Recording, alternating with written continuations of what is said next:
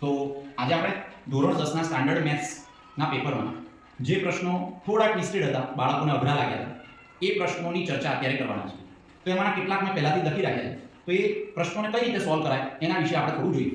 તો આ એક પ્રશ્ન હતો જે બાળકોને વધારે મૂંઝવતો હતો, અને એ પ્રશ્ન છે કે જો ત્રિઘાત બહુપદી ax3 bx2 cx b ના બે શૂન્યો શૂન્ય હોય તો ત્રીજું શૂન્ય શું થશે? તો આપણે જાણીએ છીએ કે ત્રિઘાત બહુપદીના ત્રણેય શૂન્યોનો સરવાળો એટલે alpha plus beta plus gamma ની કિંમત -b/a થાય.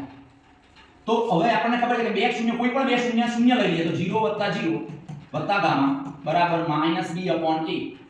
તો હવે અહીંયા ગામાની કિંમત કેટલી મળી? તો -b/a. એટલે આનો જવાબ શું થશે? -b/a થશે. આ પહેલો પ્રશ્ન થયો. બીજો પ્રશ્ન, જો કોઈ વૃત્તાંશની ત્રિજ્યા બમણી કરવામાં આવે અને વૃત્તાંશનો ખૂણો સમાન રાખવામાં આવે તો વૃત્તાંશના ક્ષેત્રફળમાં મૂળ વૃત્તાંશ કરતા કેટલા ગણો વધારો થશે? કેટલું ગણું થશે? તો આપણે જોઈ લઈએ કે ધારો કે કોઈ વૃત્તાંશ છે તેની મૂળ વૃત્તાંશની ત્રિજ્યાને આપણે r કહીએ, તો r જે છે એને આપણે બમણી કરીએ તો મળતી નવી ત્રિજ્યા જે થશે એ કેટલી થશે? તો 2r થશે. તો જ્યારે વૃત્તાંશનું ક્ષેત્રફળ r હોય ત્યારે શું થશે? તો એ સૂત્ર થશે πr² θ/360. હવે ખૂણો અહીંયા સમાન રાખવાનો છે, ખૂણો સમાન છે એટલે થીટામાં કોઈ ફેરફાર નથી. હવે આપણે ત્રિજ્યા r ની જગ્યાએ 2r મૂકીએ તો r ની જગ્યાએ આપણે r² ની જગ્યાએ લખીશું 2r² θ/360.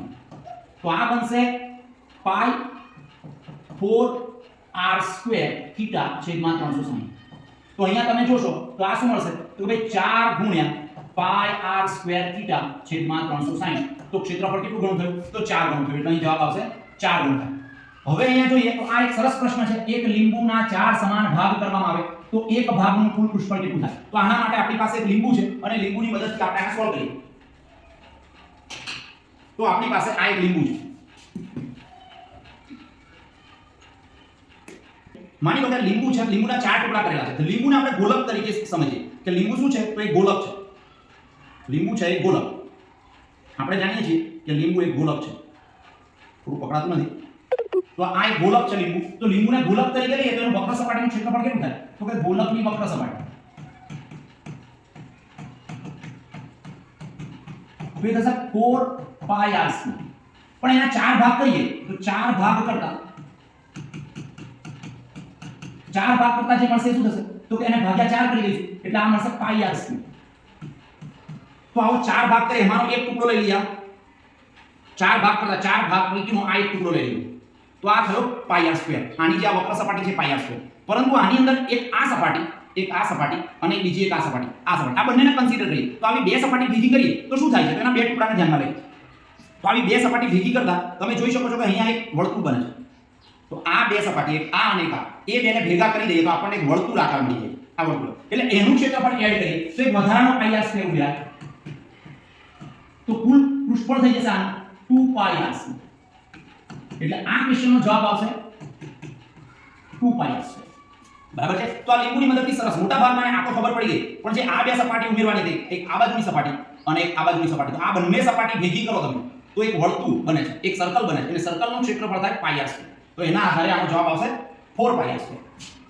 હવે આપણે આગળનું જોઈએ તો જો કોઈ નળાકારની ત્રિજ્યામાં 10% નો વધારો કરવામાં આવે અને ઊંચાઈમાં 20% નો વધારો કરવામાં આવે તો ઘનફળમાં કેટલો વધારો થશે? તો આપણે મૂળ નળાકારની ત્રિજ્યાને r લઈએ. r માં 10% નો વધારો કરતા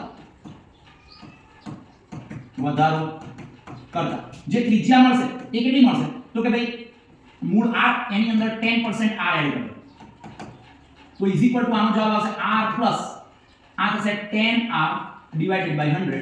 તો આનો જવાબ આવશે 110r/100 બરાબર 1.1r.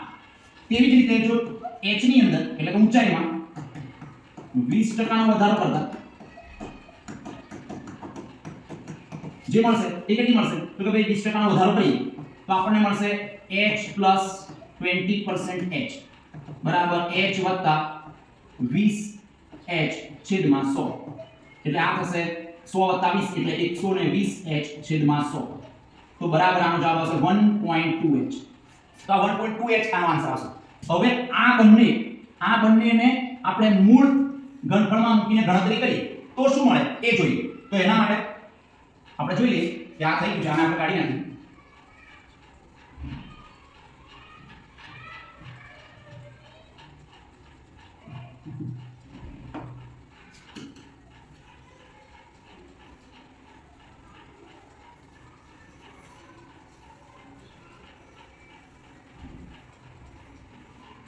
હવે મૂળ ઘનફળ શોધી કાઢીએ તો ઘનફળનું સૂત્ર મૂળ ઘનફળ કેટલું થશે? તો મૂળ ઘનફળ થશે નળાકારનું પાઈ r સ્ક્વેર h. હવે નવું ઘનફળ શોધીએ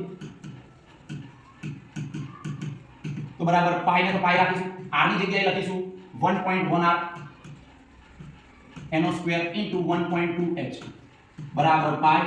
આનો જવાબ આવશે 1.21 r સ્ક્વેર અને આ થશે 1.2h બરાબર. હવે આ થશે 1.21 ઇન્ટુ 1.2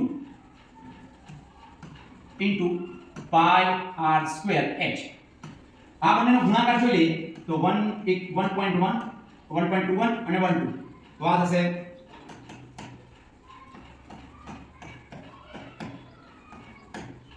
તો આનો આન્સર આવશે 1.452 પાઈ r સ્ક્વેર h. હવે આટલા પાઈ r સ્ક્વેર માંથી આને બાદ કરી દઈએ તો આપણને વધારો મળે. તો ઘનફળમાં જે વધારો છે વધારો કેટલો થશે? તો 1.452 minus 1 is equal to answer આવશે 0.452. હવે આની ટકાવારી શોધીએ તો ટકાવારી થશે 452 છેદમાં 1000 અને ગુણ્યા 100 કરી દઈએ તો આ બે શૂન્ય જશે તો આન્સર આવશે 45.2%. તો આ રીતે આ જે પ્રશ્ન છે કેટલા ટકાનો વધારો થાય તો કેટલા ટકાનો વધારો થશે? 45.2% વધારો થશે. છેલ્લો દાખલો જોઈએ ઝડપથી. તો છેલ્લા દાખલામાં જોઈએ તો પ્રથમ n પ્રાકૃતિક સંખ્યાઓમાંથી વિભાજ્ય સંખ્યાઓ અને અવિભાજ્ય સંખ્યાનો સંયુક્ત મધ્યક. આપણને ખબર છે કે n પ્રાકૃતિક સંખ્યાઓમાં એક પેટર્ન છે કે એક નંબર એકના વધારા સાથે આગળ વધતો જાય છે, પરંતુ વિભાજ્ય અને અવિભાજ્ય સંખ્યાઓમાં કોઈ સામાન્ય સૂત્ર તારવી શકીએ નહીં કેમ કે એમાં કમ્બાઈન્ડ નંબર છે, કોઈ પેટર્ન નથી મળતી. તો હવે અહીંયા શું કરી શકાય? આપણને ખબર છે કે વિભાજ્ય સંખ્યાઓ કઈ? તો વિભાજ્ય સંખ્યાઓ છે, વિભાજ્ય સંખ્યાઓને શરૂ કરીએ તો ક્યાંથી શરૂ થાય? તો 4 પછી 4 5 6 7 8 9 પછી 10 પછી 12 તો આવી અસંખ્ય સંખ્યાઓ મળશે, પણ આમાં કોઈ પેટર્ન નથી. અવિભાજ્ય સંખ્યાઓ કઈ? તો 2 3 5 7 11 13 આવી ઘણી બધી સંખ્યાઓ. હવે આમાં કોઈ પેટર્ન નથી, આ બંનેને મિક્સ કરી દઈએ તો આપણને કઈ સંખ્યાઓ મળે? આવી મળશે 2 3 4 5 6 7 8. તો આ n સંખ્યાઓ થાય, પણ આ n સંખ્યાઓ ના થાય, આ n - 1 સંખ્યાઓ થાય. કેમ? તો અહીંયા એક મિસિંગ છે. કેમ મિસિંગ છે? કારણ કે આ અવિભાજ્ય પણ નથી અને વિભાજ્ય પણ નથી. તો હવે આ સંખ્યાઓ જે મળી એનો સરવાળો શોધવો પડે. તો આપણને ખબર છે કે પ્રાકૃતિક સંખ્યાનો સરવાળો કયો? પ્રાકૃતિક સંખ્યાનો સરવાળો શું મળે?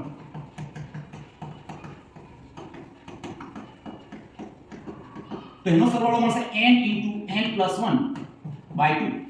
પરંતુ જો એમાંથી એક કાઢી નાખવામાં આવે તો આ જવાબ શું આવે? તો આ જવાબ આવે n * n + 1/2 - 1. હવે આનું સાદુરૂપ આપી દઈએ તો બે લસા થાય n + n + 1 - 2 છેદમાં 2. તો આ શું થયું? અવિભાજ્ય અને વિભાજ્ય બંનેનો સંયુક્ત સરવાળો મળ્યો. હવે મધ્યક શોધવો હોય તો મધ્યક x બાર બરાબર સરવાળો ભાગ્યા સંખ્યા. તો n * n + 1 - 2 ડિવાઇડેડ બાય 2 છેદમાં કુલ સંખ્યાઓ. કુલ સંખ્યાઓ કેટલી? તો કુલ સંખ્યાઓ એકને માઈનસ કરતા n - 1 થશે. તો અહીંયા n - 1 બરાબર n + n + 1 - 2 છેદમાં 2 n - 1.